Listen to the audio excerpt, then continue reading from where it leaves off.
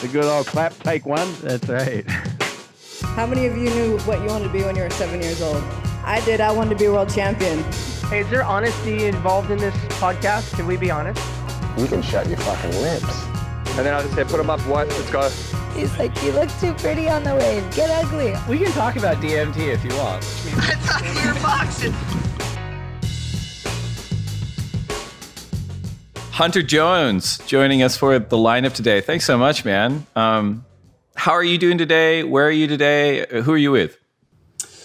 Currently home by myself. I just moved to Gardena, which is pretty close to Manhattan Beach, place I surf all the time. But yeah, man, super stoked to catch up. It's been a while. It's been a while. And did you surf today? Are you going to surf? What's going on? Didn't surf today. It's been pretty small the past week. I mean, we had a pretty crazy run of swell here in the South Bay for like the back half of 20 or just all of December straight into January. So it's kind of good to have a little bit of a break. But yeah, we have waves coming. So get tuned up and ready for that. That's right. Yeah, it was one of those things where we had a really nice end of 2020, early 2021.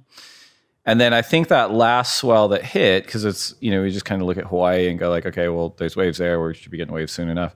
That last swell that hit up here hit with like really, really ugly winds. So like really nobody surfed up here. But then I was getting all these like messages and photos from LA, and it was just like clean and like day of days at like Venice. And I'm like, oh man, it's been good down there. Oh, I know. It was pretty cool. We had good conditions kind of all day for a lot of days. Like we had you saw photos of those crazy offshore days in the afternoon and, you know, a lot of double sessions and super tired shoulders, but super good.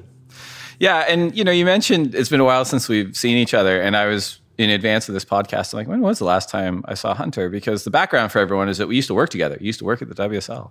Yeah. And you've grown and you've moved on to other things. But we were in a hotel by LAX. Yeah. I can't remember which one. And I was there because I was helping on the Ultimate Surfer casting, and you were down to like the final 24, and then we ran into each other like in the hallway. In the hallway, yeah. And the handlers were like, "You're not supposed to talk to each other," and we're like, "Okay, chill out." Like that's what the whole experience felt like, because you just, you know, we were walking around the hotel and you saw a bunch of people you knew because the surf world's so small, and it was good to see you, a familiar face, just walking in the hall like, oh, there's Dave, and then I'm being interviewed by you, you know, so that was kind of cool. I was like, oh, okay, I got a little in, but didn't end up making it, but it was cool. I had it pretty easy on the day. Like my role was really vague, but they were kind of like, okay, you're here to give us guidance on the surfing ability of all the applicants. So you have to come up with like a rating system. And I'm like, okay. And there were 700 applicants, and everyone submitted like Instagram videos and photos and resumes and everything. So I spent like a few weeks combing through those, and my rating system was basically like, okay, I don't know, like A is CT level, like B is QS level, like C is like pretty good, but maybe not QS level, and then like D and F. And I was shocked at like how many AB applicants there were. I was stoked. Really? And you were in the mix, and man, that day was strange. I didn't have to do a whole lot. I was just kind of sitting on the side, but it did feel like a firing squad for everyone that had been in there. And as I found out, I just had to turn up for the day, but you guys were kind of trapped in that hotel room or the hotel for like 3 days. Oh, I think it was like 5 days. Yeah. They had us in the hotel.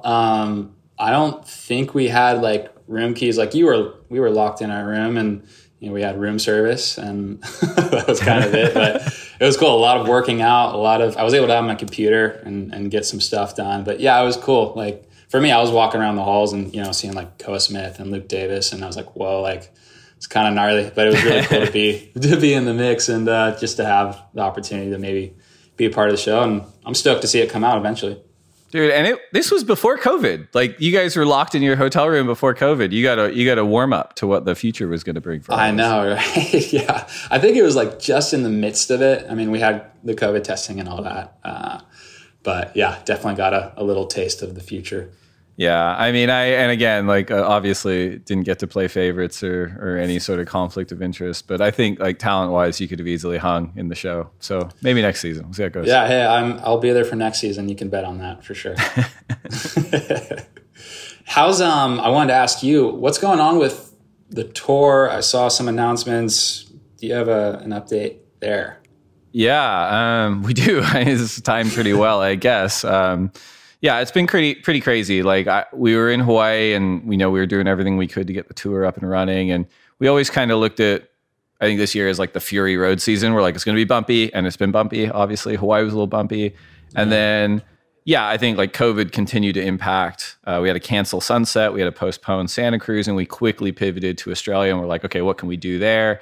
And Australia is really unique in that they've done a really, really good job managing the virus. They're being really strict, but for good reason, with sort of traveling sports coming there. And the unique thing there is that each state operates differently. So, like New South Wales might operate differently to Victoria, might operate differently to Queensland and Western Australia. And so long story short is that what we had originally planned was to do 3 events, at Bells Beach and the Gold Coast and Margaret River, turned out to not really be possible with like operations and soft bubbles and navigating the states. And so where we ended up was we're actually going to do 4 events. We're going to do our first event at Newcastle, our second event in Narrabeen, our third event at Margaret River, and then our 4th event at Rottnest Island. So we're doing 1 out of the original 3 that we planned, and then we've added an extra 3. And so I think everyone in the Asia Pacific office is probably going to have to sleep for like 7 months after this because they've been really busy. But I'm really excited. Like, That's big news, though. Oh, it's huge news. And I think like huge.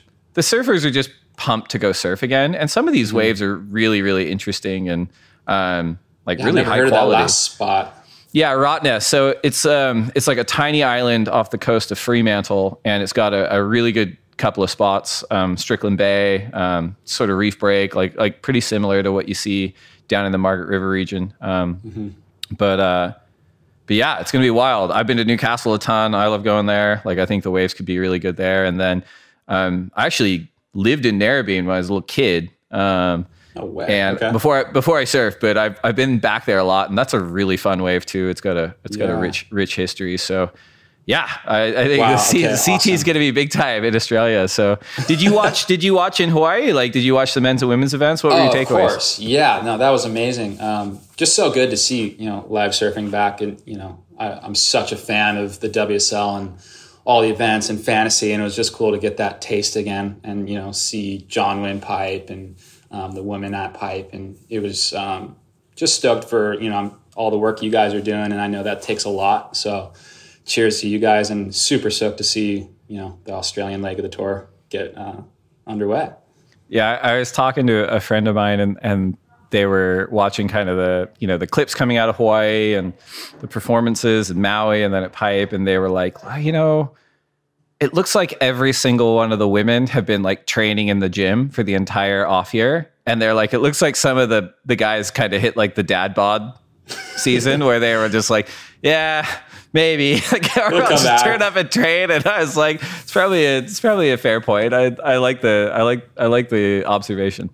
Yeah, totally. Hey, I mean, if you're just pulling into barrels, and maybe a little easier than like having to grovel and stuff. But yeah, I'm sure they'll all be tuned up and ready for Oz.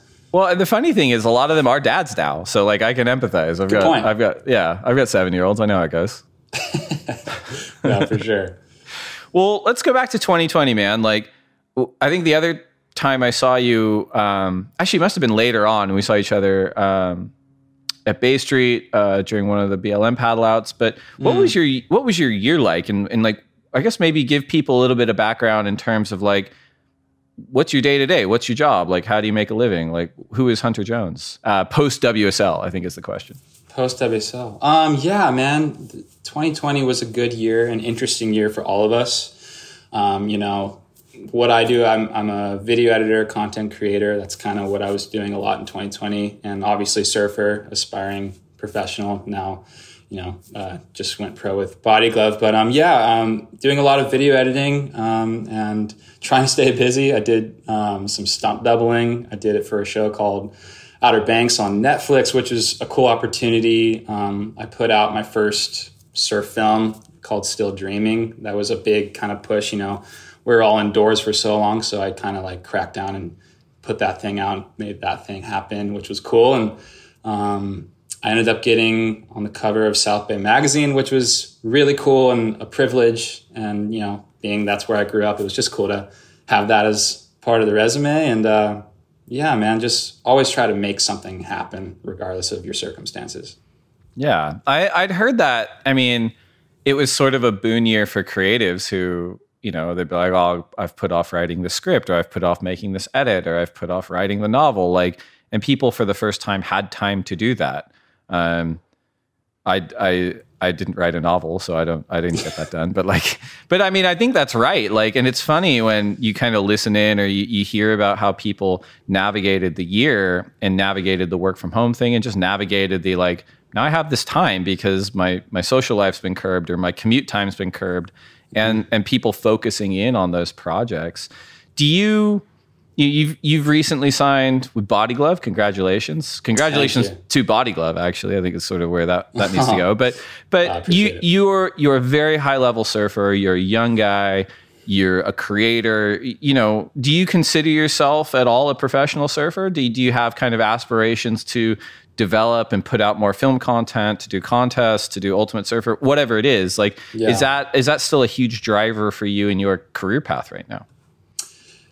Yeah, I guess for me, like growing up, I was always trying to find a way to make surfing, like, I guess my job or what I do for a living. And doing the creative work kind of helped lead me into that path. And I always had that in the back of my mind. But yeah, I just, for me, I'm a free surfer. Like I didn't grow up competing. That's wasn't my world.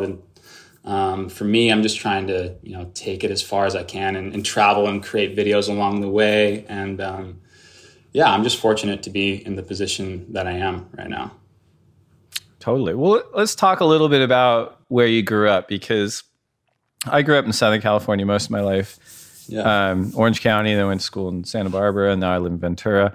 And I feel like most of my adult life, I avoided Los Angeles, or stopping in Los Angeles or surfing in Los Angeles. And, you know, when we moved the office there 2013, so I've spent much more time down there.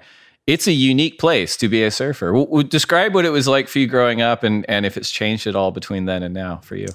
Yeah. South Bay is interesting. It's, you know, we're full on beach breaks. We rely on sandbars. You know, we have a few jetties and piers that we have, but for the most part, the South Bay is just a bunch of closeouts. So it's like you have to be a pretty fast surfer. You know, we have the odd barrel here and there, if you know where to look. And yeah, I think I've definitely been molded into this like beach break style surfer, just, you know, surfing El Porto every day. But, you know, we don't have the best waves, and it's always funny, like, talking to guys that are like in Huntington, like, oh gosh, like the waves suck, or like it's not good. It's like every time I go to Huntington, I feel like I'm surfing like a good wave, or like Newport. Like, it's all relative, right? You don't know, you don't know what I deal with on the day to day, but you know, we have our day, and I definitely love home and everything the South Bay has to offer. Yeah, and it's funny, right? Because you end up becoming a total product of your environment. And even from like a surfing standpoint, like I grew up surfing similarly, like at San Clemente Pier, which is kind of another glorified closeout. No disrespect to anyone that still surfs every day, but it's one of those things where I'm like, you know, I learned how to like pump down the line pretty quickly, or do like a closeout floater, but like I didn't learn how to do a bottom turn until I was like in my 20s, because it's like, there's no space, you know? So it's just one of those things where like, I didn't think about the fundamentals until I was much older. And I'm like, oh yeah, these are really important. Yeah, no, totally. Those are super important. Yeah. I looked up to a lot of the guys, like the local pros in my area. We had like Matt Pagan was a huge influence on me. He grew up in Westchester, which is where I grew up. You know, we surfed all the same breaks, and I saw him like making this pro career out of, you know, the South Bay. And I was like, if he could do it, you know, maybe I could do it too. And I looked up to him. I looked up to Dane Zahn, Alex Gray. So those were, you know, guys that I got to surf with on the day-to-day at home, and got a lot of inspiration from them. It's funny. Like I've heard Kelly talk about this too, because he grew up surfing beach breaks in Florida and like the Hobgood brothers or whatever. And he said, you know, I think it was really good for my development because I had to learn all the maneuvers on these crappy waves. And so when I was able to travel out in the world, I was maybe a little bit faster, a little bit more progressive. I was definitely more hungry, you know? And I think some of those surfers you named, like Alex Gray and Dane Zahn, and you know, sometimes those communities that don't have great waves are like a huge number of people that kind of crack the professional surfer ceiling. The ones that do are so motivated to rip because they're that much more appreciative and maybe less jaded when it comes to like, they go to Australia and they're like, you know, this is sort of an average day at Duranbah, and the Australian's like, oh, I'm going to go to the pub. And like, I remember I was always like, oh my God, this is like the best day we could ever serve. This is nuts, you know?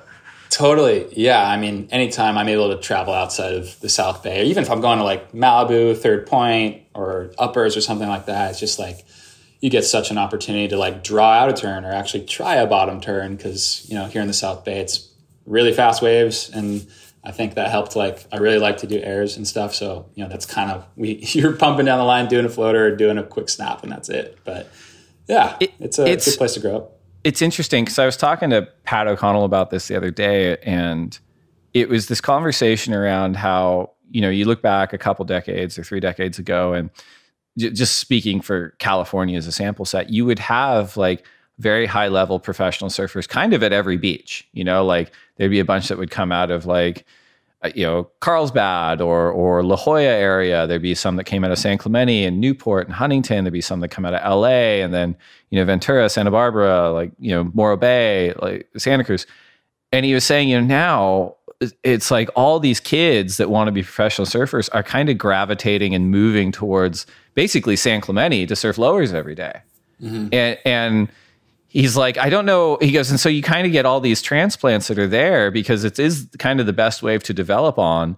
But then you kind of get this homogenization of talent, right? Because they're all now in San Clemente, and kind of all these other places are a little bit absent. Have you noticed that at all? Like, just, I guess, as a high level surfer, and then in a observer, and, you know, sort of an observer of professional surfing. Have you noticed that in terms of South Bay and in terms of that migration towards San Clemente?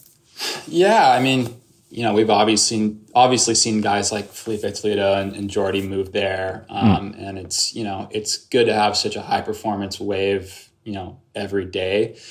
But I think there's, you know, almost an advantage to being or having your own zone. Like, you know, a lot of people do move to San Clemente because it's like a hub of, you know, growing pro surfers. But, you know, for me, it was, I think, being from the South Bay, staying here and growing up here and living here and kind of making this my spot helped, like, almost like part of my brand. Like, you know, as surfers, you know, you have the guys that are, you know, the South Bay guys, the Ventura crew, you know, the guys way up north that kind of have your own zones. So I think there's an advantage to like honing in on your spot, but San Clemente has definitely been, you know, a hub for the growth of the future of the sport with a lot of surfers, for sure. Yeah, I think you make a really good point. Like, I think like having sort of a regional identity is actually really important to your profile and also to your surfing style in a lot of ways too. Yeah, I wouldn't mind seeing people stay put a little bit more. Did you go to school before you entered the professional world? And by that, I mean, did you go to high school and then obviously college? Yeah. I went to high school. I was actually homeschooled. I was part of like this small community of homeschoolers, and, you know, all my best friends did. It was like a co-op basically. And, you know, we were super creative focused. And I think that's where a lot of my inspiration kind of came from, being surrounded by all those people. Did that, and then ended up going to El Camino College, which is a community college here in LA. Got my associate's degree, and then I got an internship with you guys at the WSL that summer when I was about to transfer out to Cal State Dominguez to pursue film school. And but I was doing the internship with you guys, and then you guys offered me a job, and I gladly took it. Yeah, so that's how I entered the professional world, I guess. Yeah, it's interesting. I mean, I started as an internship as well, and that was kind of the same deal. Like, I mean, you just, I was willing to kind of do whatever it took because I like surfing and I wanted to make it my job, and I always found that was a really effective way to get in here. What about your time at the WSL? I think people would be interested to know what you did here and what you thought of it once you were here. Totally. Yeah. I mean, honestly, going into it, you know, for me, I had two dream jobs. It was working for Red Bull or working for the World Surf League. And it was like, oh, my dream came true. I was a social media coordinator. So my responsibility was making all the videos you would see across social media, and then also helping run, you know, social support on the broadcast and being a part of, you know, all of that. And, you know, any event, any time zone, I was on it. And, you know, I look up to a lot of people that worked at the WSL because I think there's some of the hardest working people I've ever worked with. And it was just an honor to be like a part of like the main surf conversation of the world. Like I was competing with, you know, Stab and Surfer and Surfline. And our goal every day was to my job was, okay, I want to try and win the internet every day. And that was through making, you know, surf videos, which was like a dream come true for me because that's what I wanted to make my job growing up, you know? So it was really special. Yeah, I was going to ask, do you think that working at the WSL, and this isn't a loaded question for the listeners, I'm happy if he says no, but did it help you, because you were like a real avid surfer and a really like high intellect surfer before you came to the WSL, which isn't always the case. But do you think that working there kind of helped informed a broader surf landscape for you? Yeah, 100%. I mean, I was able to be on the inside of learning how to basically kind of operate a company and how to like run marketing campaigns and support events. And I was able to talk with, you know, Tim Greenberg was my boss, and he's, you know, had a huge part in the development of social and video content at the World Surf League. And I learned a lot from him and appreciate all his investment in me. And yeah, I think I was able to like pull from all these different areas of my work and like figure out like how that could apply to whatever my next thing was. And I think it definitely helped the progression of my surf career and learning how to navigate the professional world in that sense. And yeah, it was just really cool. I was just always learning, and really, really a good opportunity for me for sure. And when you decided to leave, it seems like you've accelerated your career in a lot of really cool ways.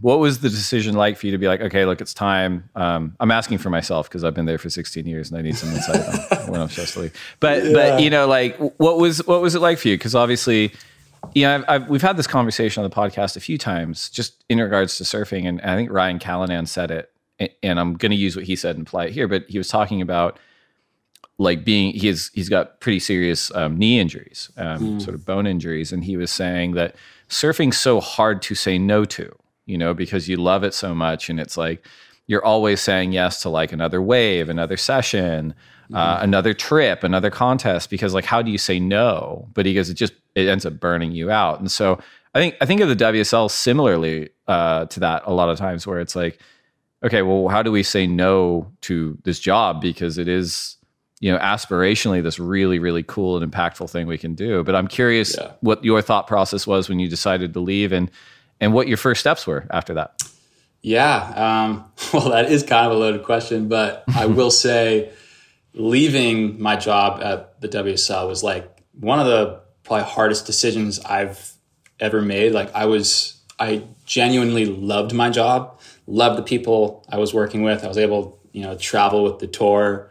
And it was really like the dream situation, but, you know, you're running an event schedule that's all year long, and, you know, being on social never dies. It's always running 24/7. So, you know, I was kind of in this mindset where like, gosh, like I love my job, you know, and being a surfer, I always had this dream in my back of my head is, you know, I wanted to be a pro surfer and try and make a living doing that. And I kind of got some counsels from some of my peers there, and I was like, you know, what do you guys think I should do? You know, and, you know, I had some people say some kind words, and, you know, they're also like, dude, you're 22 or 23. Like you got a lot of life ahead of you. And, you know, for me, I was like, man, this is like the dream situation. But, yeah, I ended up deciding to part ways, and, you know, moving from that, I kind of started my own creative agency, where I was creating content for a bunch of brands. I did that for like a year. And that kind of led me into my next stage of life, I guess. But pulled a lot of inspiration from all the people I worked with. Yeah, it's tough. I mean, I think it's one of those things where, as you said, it's like it's a global company. There's 25 hours of work every day. And I don't know if that's healthy. And I wouldn't say that specifically about the WSL, but sort of this culture that everyone's living in. I think part of it has to do with the information age, social media, and blah, blah, blah. But it's one of those things where, you know, everyone's feeling tapped, everyone's feeling burned out. And I wonder, or part of the optimistic side of me hopes that, you know, the break over the last couple of years has made people realize, like, look, I can step away from the computer. I don't have to go to these meetings. Like, I can work 6 to 8 hours a day and be like incredibly productive compared to 16 to 18. And at some point there's diminishing returns. And we always talk about that theoretically, but I feel like maybe more people have kind of understood that. Do you feel like since you've left in sort of the creative agency work you've been doing and the film projects, et cetera, that your work-life balance is sort of leveled in a more productive way for you?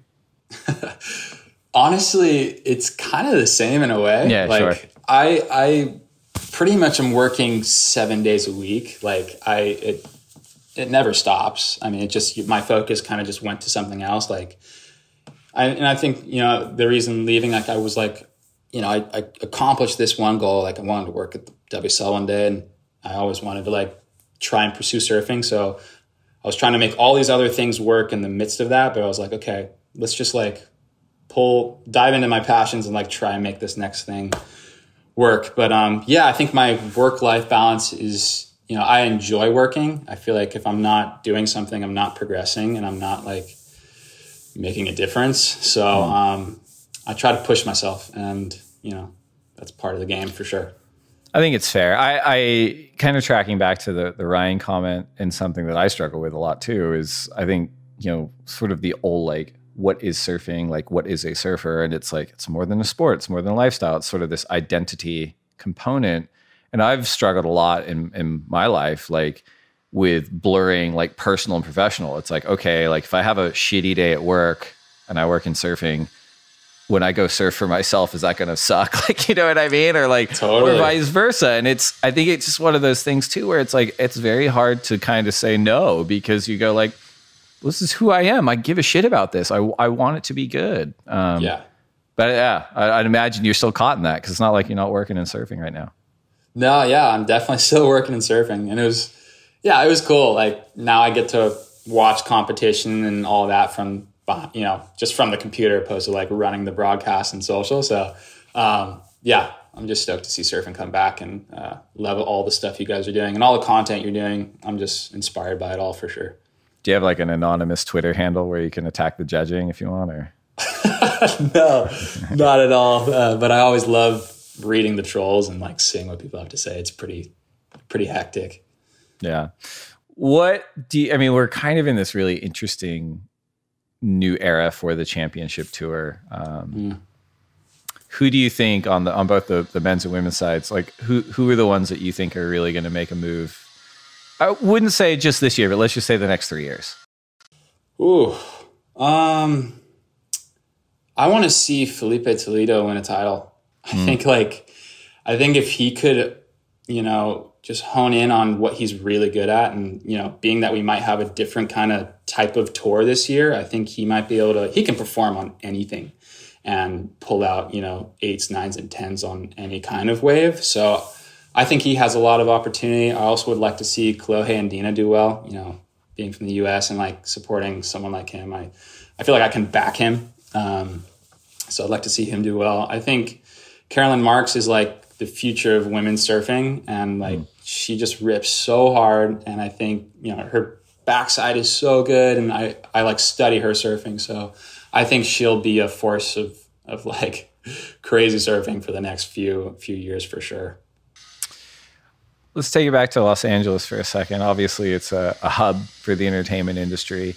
And it seems like you in particular, you've crossed worlds with the entertainment world while being a surfer. You mentioned stunt doubling for television shows. Do you like that part of your job? Do you like kind of working in Hollywood, working in the entertainment world? Do you plan to do more of it? I'm curious.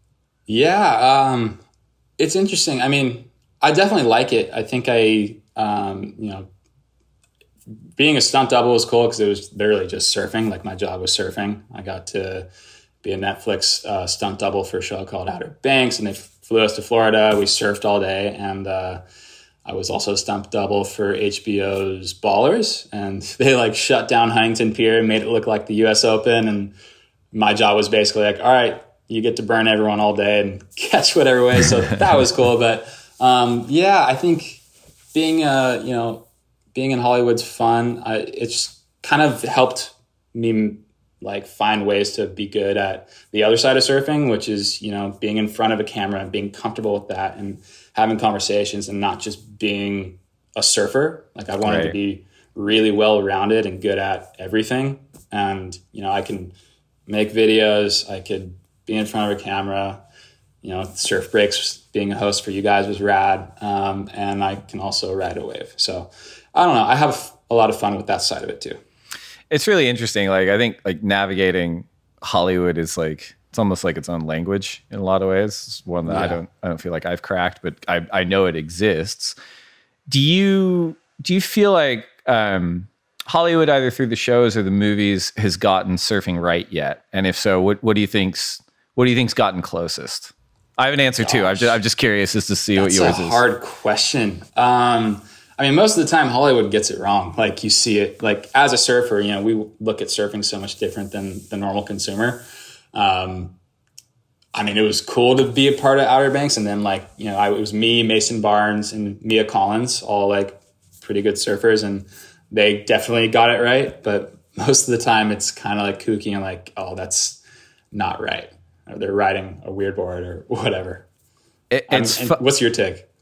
Well, it's funny. Like I wonder if it's like art imitating life and vice versa sometimes, because I do think like the real kooky, stereotypical like Hollywood depiction of surfing, I sometimes see it manifest like in reality, like at the beach, and I'm like, God, that person is exactly like that weird stereotype I saw on television, which I guess makes it not a stereotype. Like I realize this weird kind of Ouroboros of idiocy happening. Someone said this once to me and I totally backed it, but like the Penguin cartoon, Surf's Up, I thought nailed it. I was like, that did nail it. Like it's such a good job.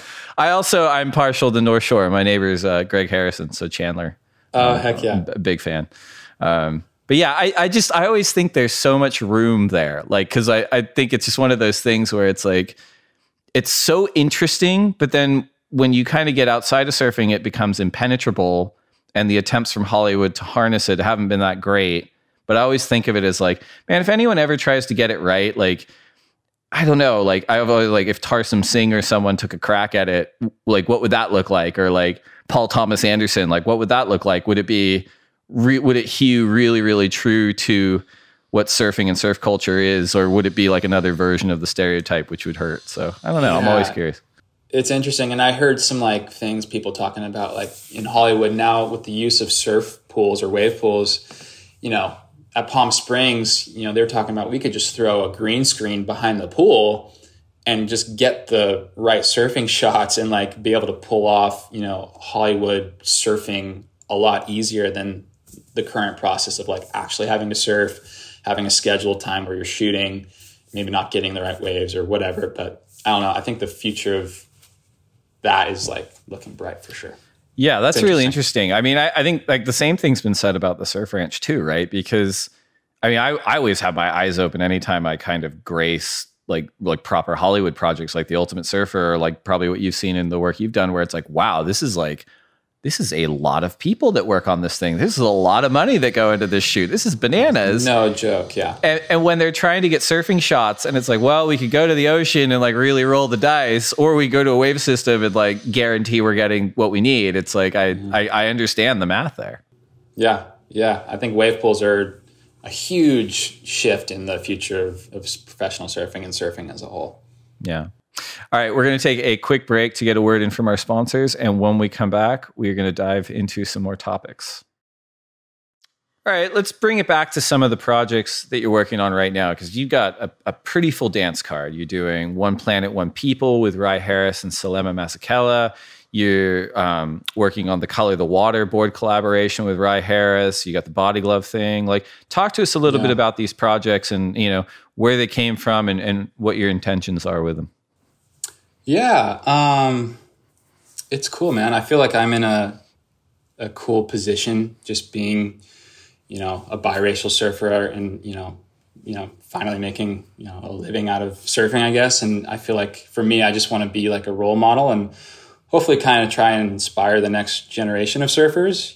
For me growing up, I didn't really have someone that I looked up to maybe on any given day in the surf space. I mean, there were a couple, being Selema Masekela and Mikey February.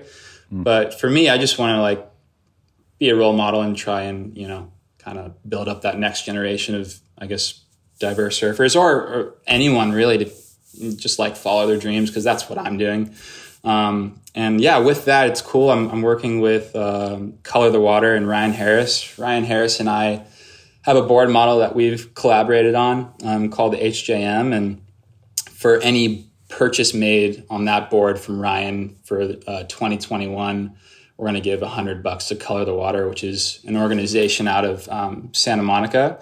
And they give free surf lessons to people of color. So they're just doing some rad work. And it was just, I went and taught some lessons and watched what they were doing, and just super inspired, and a cool way to kind of give back and kind of see that progression of the sport, I guess. And yeah, man, it's just cool to see that stuff happening. You talked about the fact that you're a biracial surfer, and the topic of racism in surfing is not a new one, but one that was really, really charged throughout 2020, following the George Floyd killings and the Black Lives Matter protests. Mm-hmm. Is it something you've ever experienced in surfing growing up, whether feeling uncomfortable or something more direct?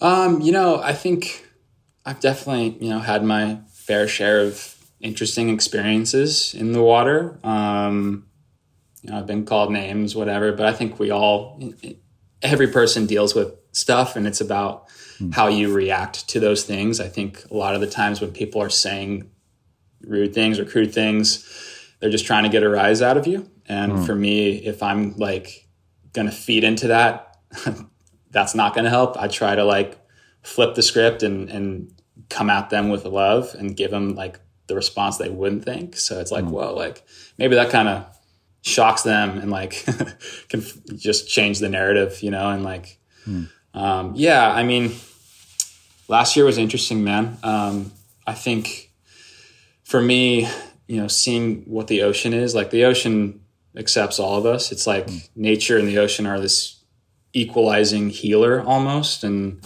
the ocean sees no race, no economic background, doesn't see the good, bad, and the ugly and the things that you've done in your life. It just accepts us with open arms. And I think if we were all to like take on that symbol and kind of push that out into the world, it'd be a better place. Yeah, I mean, it's obviously a really admirable response, but it shouldn't be, your fucking responsibility to do that either. And this comes up a lot, and I think about it a lot. And it came up even last week when we were talking to Easky Britton, which is this real dissonance between what you really beautifully articulated and what the ocean is, and what surfing as sort of an act and experience is. And then kind of the separation between that and then the institutions that are built on top of surfing, whether it's media, industry, the sport in some ways, or just kind of closed-minded communities. And it's a real weird one. Like I think kind of, I guess in a weird way, or probably not a weird way, but in the way that you articulated it is the way to do it, where it's like, well, all we can do is really draw inspiration from the ocean and from how surfing makes me feel. And that's how I want to interact with other people, even if they're not paying me the same respect. But yeah, it's always struck me as weird and unnecessary in a lot of ways.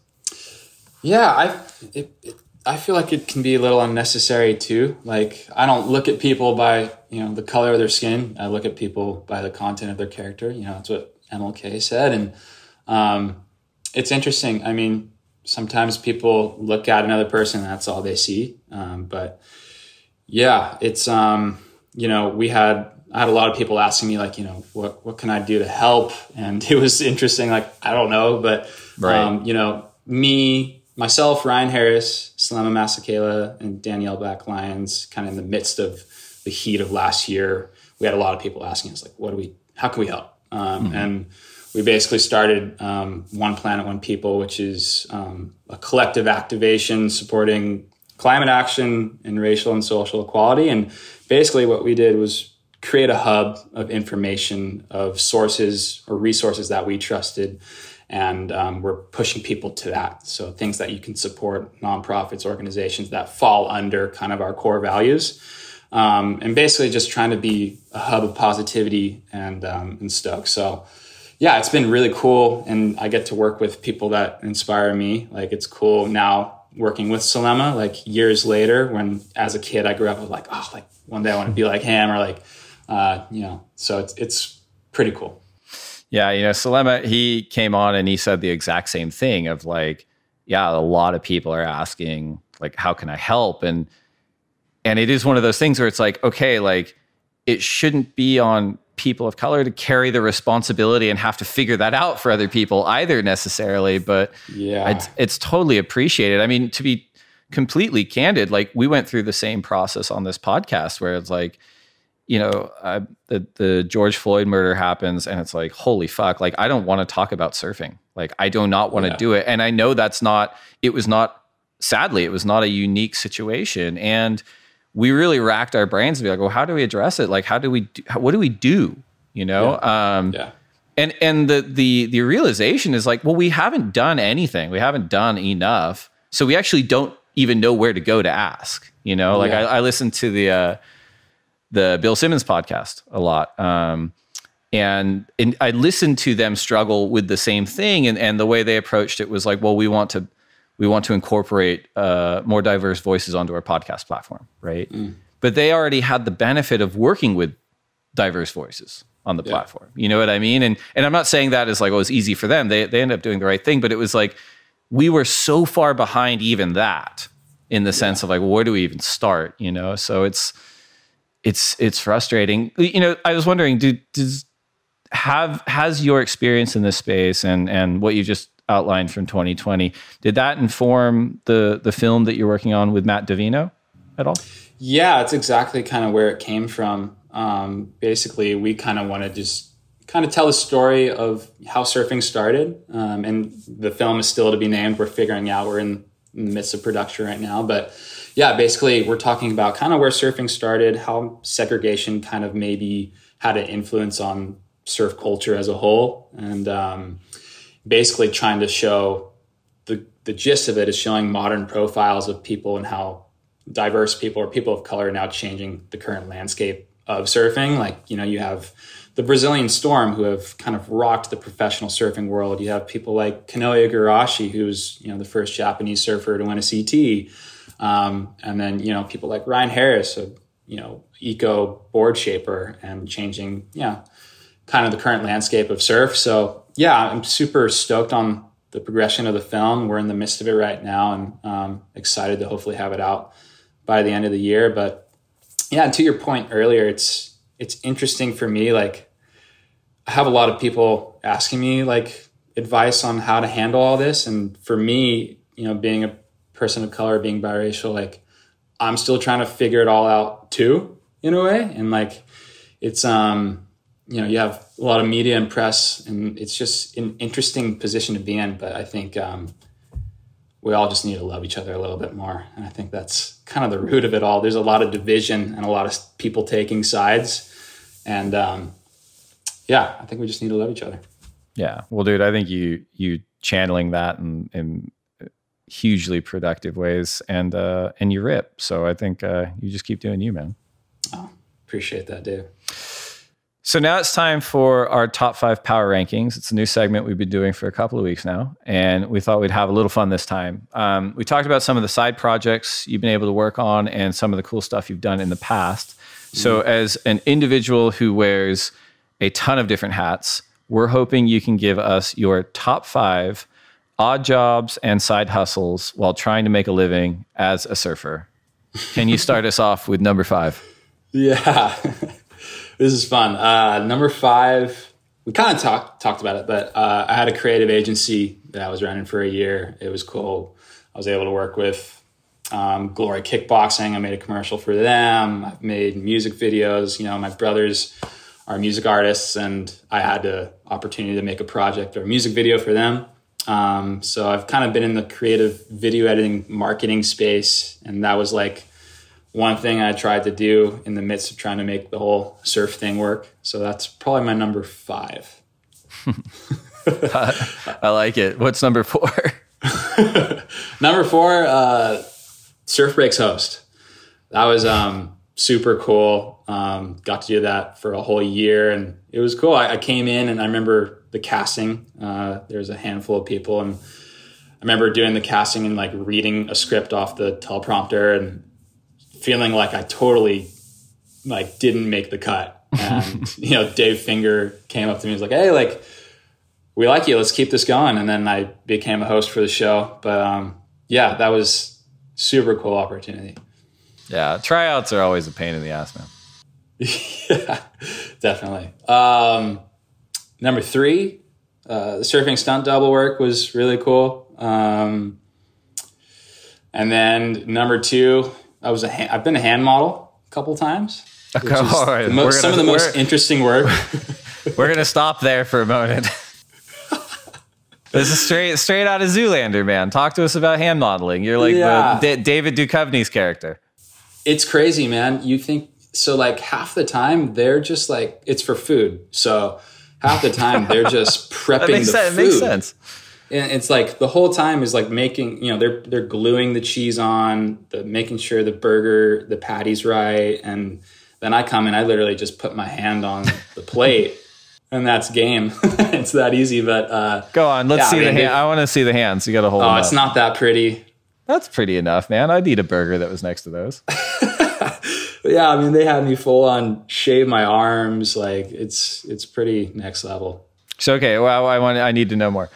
If you go on a burger hand modeling job, how long's your hand there on the burger? Like 30 minutes, like 7 hours? Probably like in total. Yeah.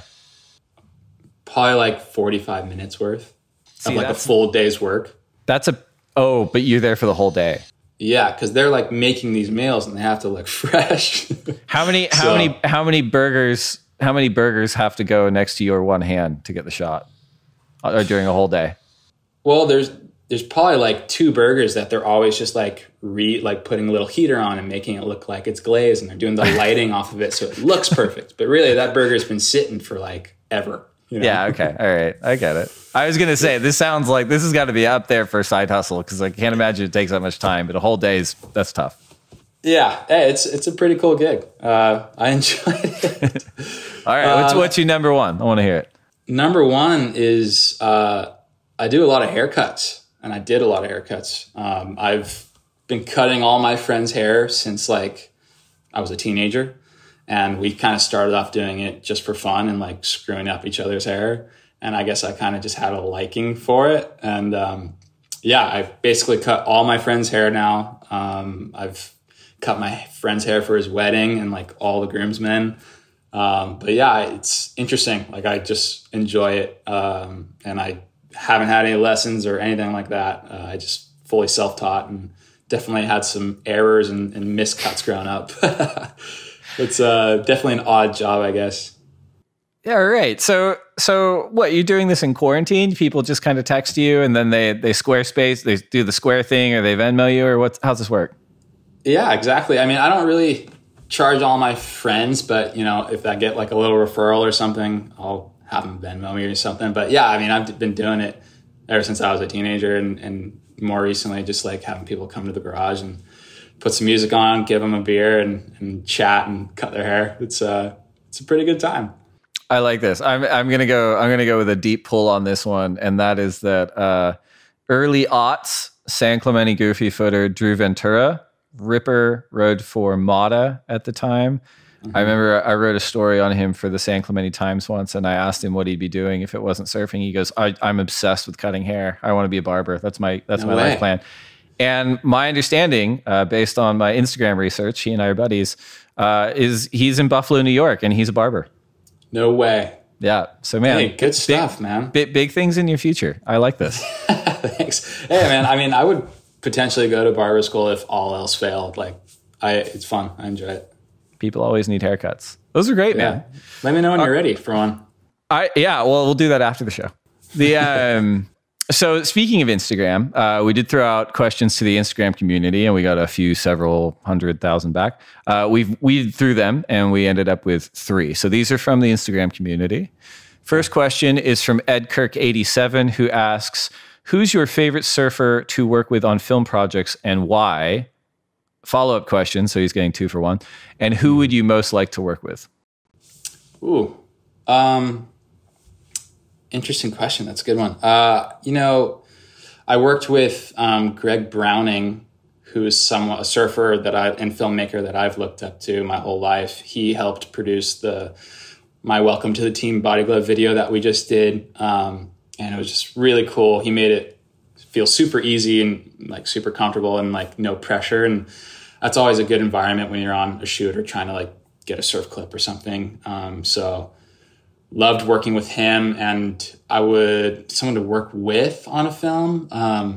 It'd be cool to work with Mason Ho. He just seemed like the sickest guy ever. I met him in Hawaii last year, and he was just super nice to me. And I think he just would make anything fun. So it'd be cool to work with him. I like the Greg Browning call. Like, I think there's a lot of parallels there. Like, Greg Browning rips himself. Yeah. Great filmmaker. I can see that as a model for you, man.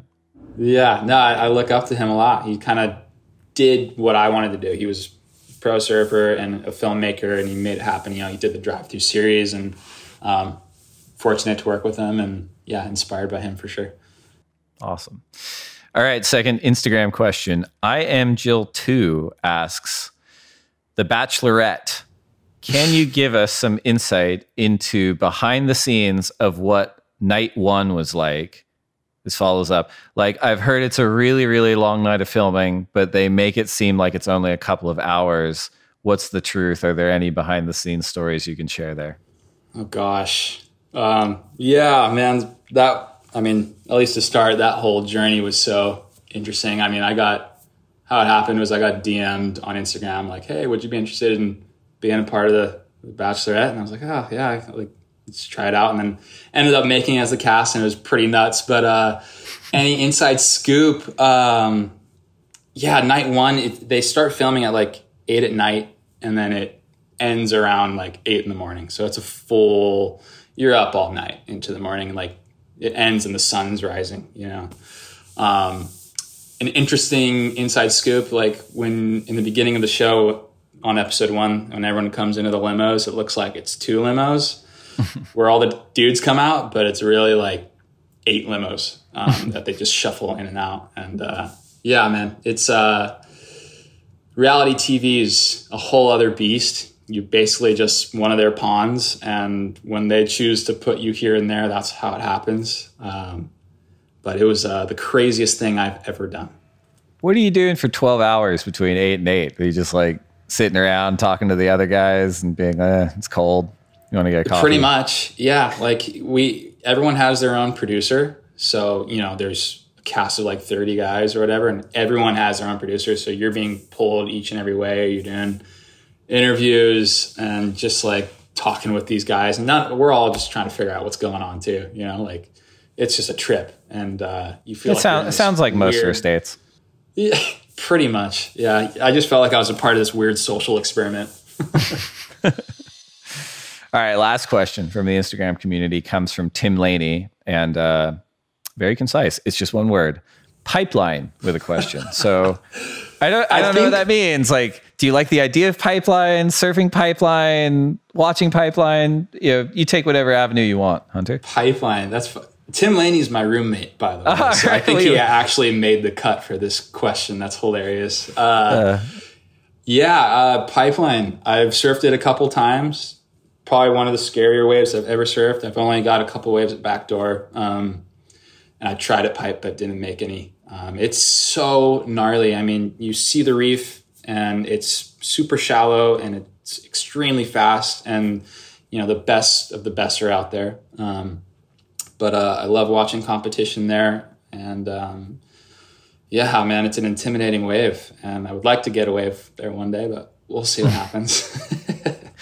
It is funny. We have I think it's been announced. Otherwise, I'm just spoiling stuff all over the shop. But we've got this Apple TV show from the guys that did Drive to Survive. They're filming this year.